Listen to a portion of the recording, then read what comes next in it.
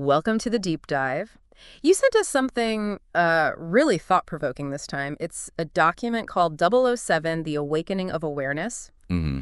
And what grabbed us right away was its laser focus, really, on awareness. Not just as, a generally good idea, but as absolutely mission critical, Right. especially when we're talking about spiritual outreach.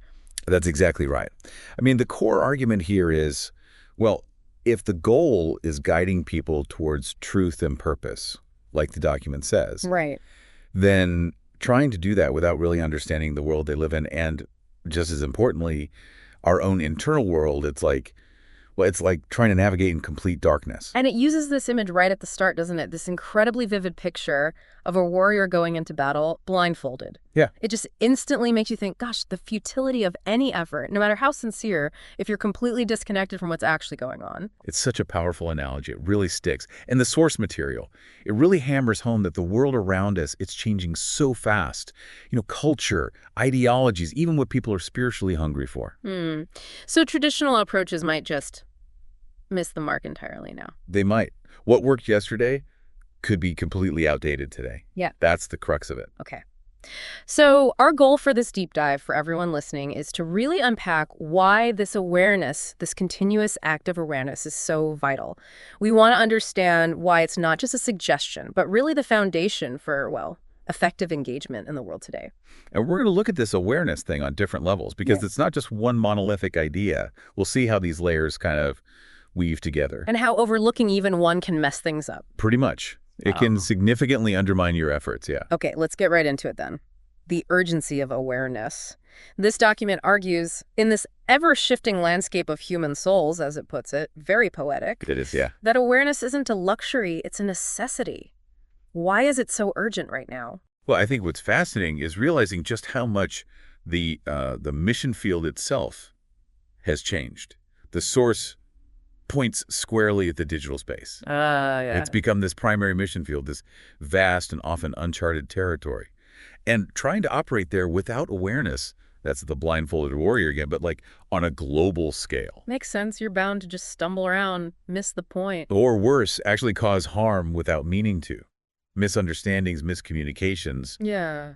the risks are huge. And it talks about the dangers of stagnation, too, right? When awareness is missing. It's not just about being a bit, behind the curve. No, it's more serious. Like the document points out, you could be speaking to an audience that, well, that doesn't really exist anymore. Their whole worldview is shifted because of new cultural influences, new narratives. So you're talking, but nobody's really listening because you're not on their wavelength. Exactly. Or you might be completely overlooking their deepest needs, those hidden struggles, doubts, and questions people carry. You're offering answers to questions they aren't even asking. That hits home.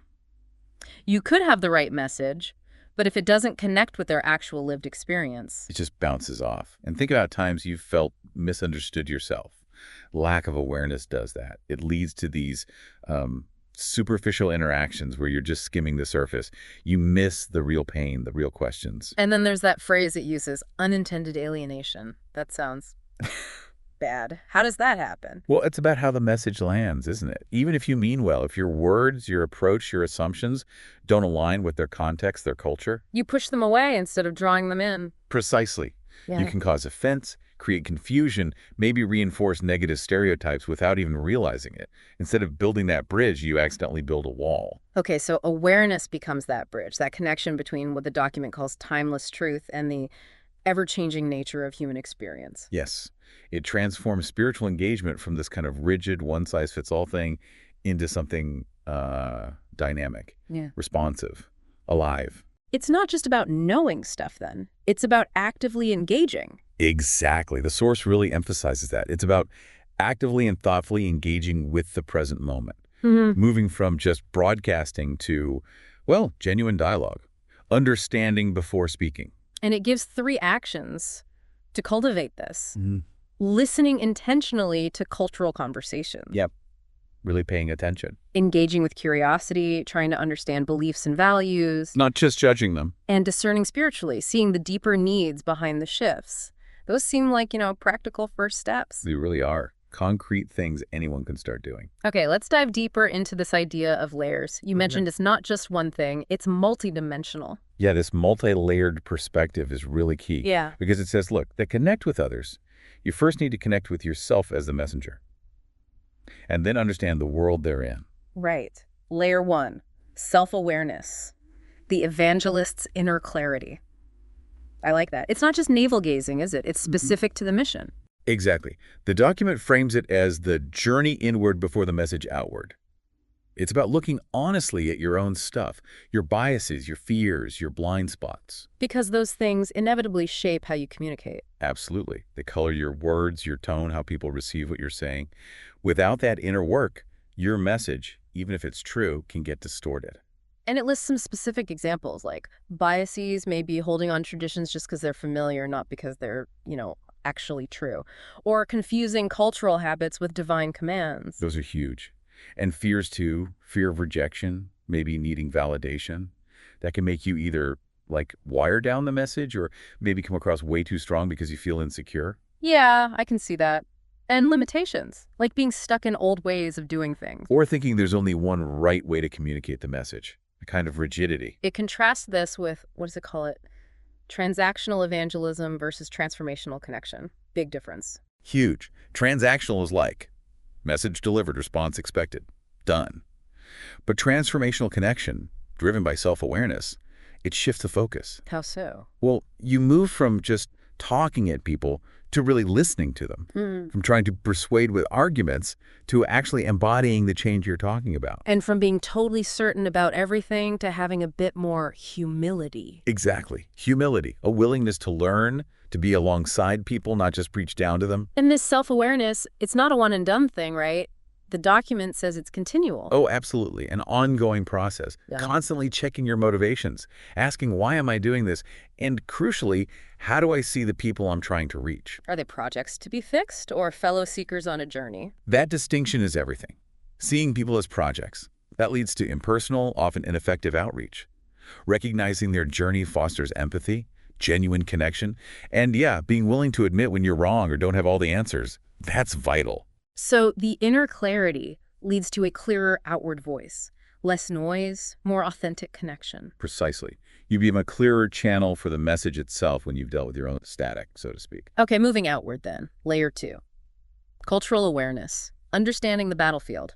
That's a strong analogy. It is, and it frames engagement as happening within this very specific context of, perspectives, emotions, deeply held beliefs. Every era, every community has its own signature, its intellectual and emotional DNA, as the source puts it. And being unaware culturally means you're just out of sync with that DNA.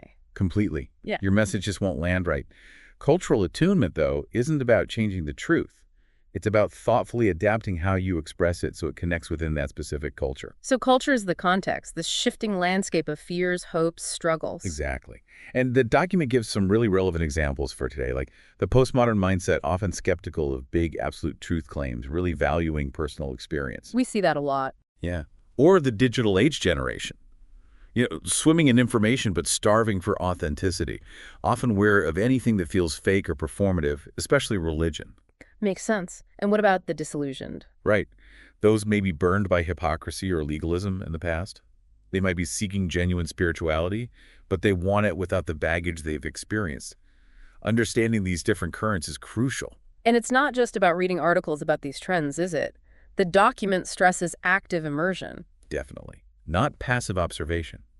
It means listening to people's actual stories, understanding the nuances of their language, both literal words and the feelings behind them. Recognizing the cultural pain points. Where are people hurting? What are they longing for? You have to really engage, get your hands dirty, so to speak. You do. Listen more than you speak initially. Try to grasp the underlying narratives shaping their views. And this is key, adaptability without compromise. It points to examples like Paul in Athens or Jesus with the Samaritan woman. Perfect examples. They met people right where they were, culturally speaking, understood their context, used language that resonated. But didn't dilute the core message. Exactly. They found common ground, points of connection, and then skillfully guided the conversation towards deeper truth. It's an art. So the evangelist becomes a kind of translator, a bridge builder. A translator, a bridge builder, a witness, Yeah. where the real victory isn't winning an argument, but achieving mutual understanding. That's the foundation. Okay. Third layer, spiritual awareness, discerning the unseen. This feels deeper, moving beyond just the observable world. It is deeper. This is where the document says, look, evangelism isn't just an intellectual chat. It's happening on a battlefield where unseen forces are contending for people's hearts and minds. That's a heavy concept. It is, but spiritual awareness helps you see past the surface resistance, maybe the anger or the skepticism, to what might be going on in the heart. And it talks about this unseen battle involving things like strongholds of the mind. What does that mean? Think of them as deeply embedded beliefs, maybe from past trauma or false worldviews that act like walls, blocking out truth. They're mental fortresses, in a way. Okay. And spiritual oppression. That could manifest as forces pushing distraction, confusion, fear, despair, things that keep people stuck or feeling hopeless. And hidden wounds, especially those caused by people claiming to represent faith. That's a big one. A huge one, sadly. These negative experiences can create deep distrust and pain, making people understandably resistant.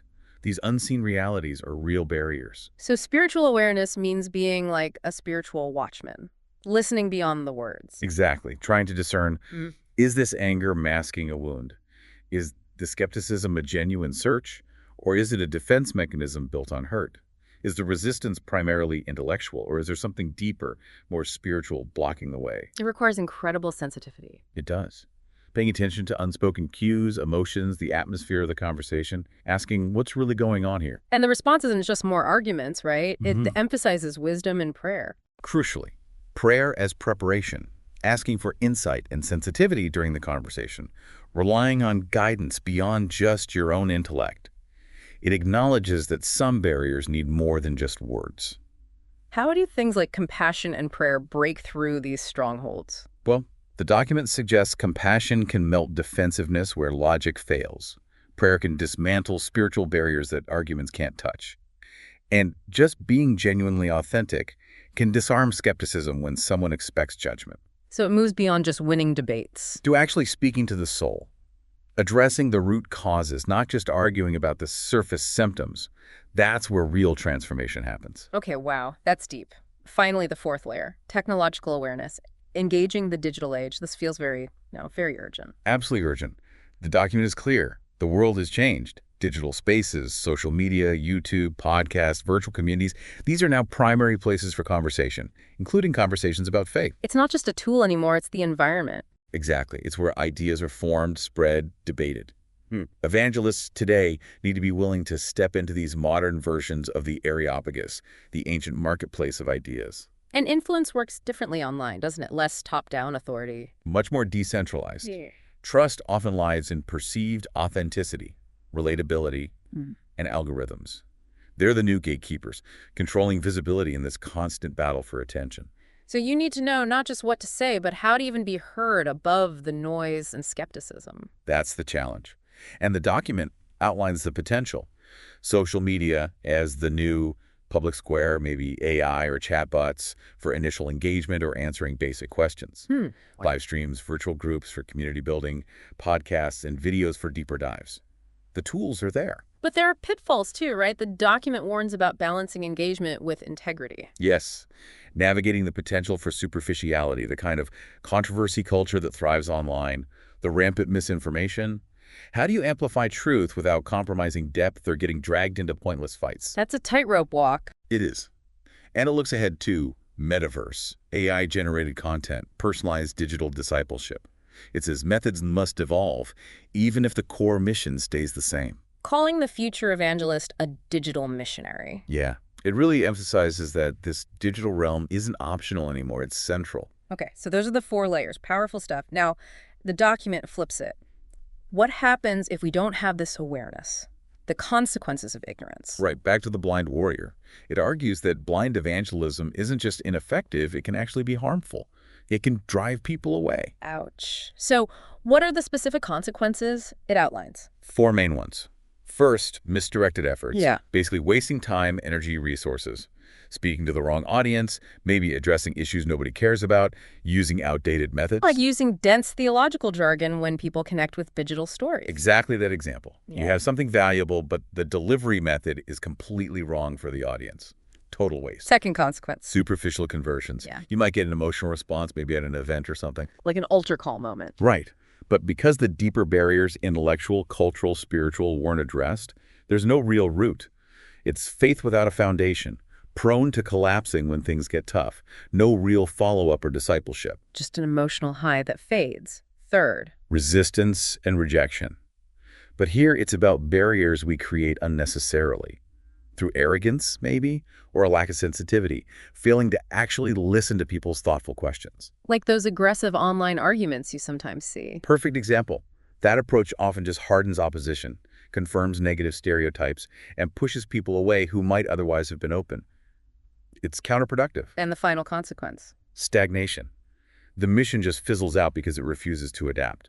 Ignoring new platforms, repeating old patterns that don't work anymore, losing connection with the next generation. Like a church insisting only on face-to-face outreach while millions are searching for answers online. Precisely. That kind of rigidity leads to irrelevance over time. The world moves on, and the mission gets left behind. So ignorance isn't just passive, it's actively destructive. It wastes time, alienates seekers. Undermines the whole effort. Which brings us back to needing all four types of awareness. Yeah. Self, cultural, spiritual, and technological. They're all interconnected. And the aware evangelist connects and transforms, while the unaware one, well, doesn't. Awareness is foundational. That's the conclusion. Yeah, it's the bedrock. Okay, last major section here. Awareness as the bridge between theory and impact. Making the connection between just knowing things and actually making a difference. Right. It defines awareness here as active perception, not just passive knowledge. It uses the analogy of a traveler really understanding the terrain versus someone just blindly following a map. I like that. One has a feel for the reality, the other just has lines on paper. Exactly. And that active perception is what turns good intentions, theoretical knowledge, into actual impactful action. Yeah. It ensures the truth is delivered with precision and care. How does it create that impact? It breaks it down. First, precision in message delivery. Yeah, speaking to people, not just at them. Using language that resonates, avoids alienating jargon, like the example of framing the gospel in terms of love, purpose, healing for a secular audience, maybe. Meeting them where their needs and language are. Right. Ensuring the truth actually penetrates the heart because it's spoken in a way they can hear. Second, strategic engagement. This is about timing and context. Recognizing those cultural moments or shifts when people might be more open. Stepping into ongoing conversations relevantly. Like how global crises sometimes make people ask bigger questions. Exactly. Awareness helps you see those openings, those times when people are genuinely seeking, and engage then, rather than just shouting into the wind when no one's listening.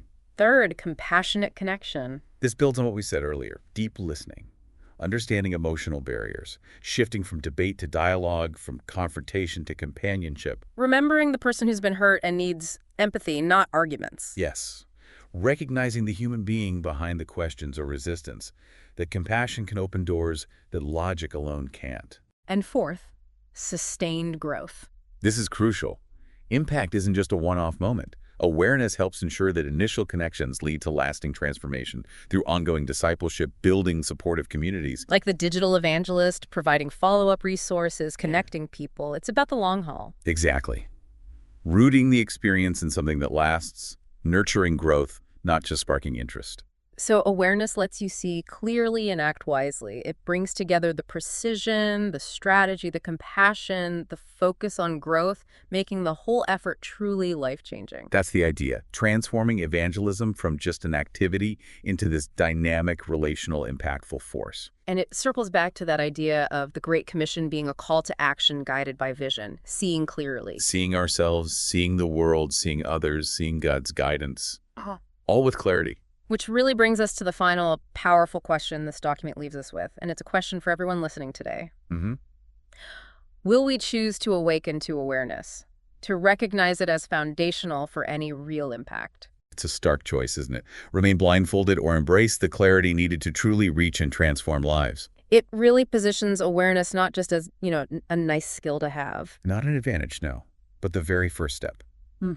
the foundation upon which transformation actually begins. It urges us to embrace reality, see clearly, and move forward with purpose and wisdom. So maybe the thought to leave everyone with is just that. Awareness is not merely an advantage. It is the very foundation upon which transformation begins. Will we choose to see? A powerful question to sit with. Indeed. Thank you for taking this deep dive with us.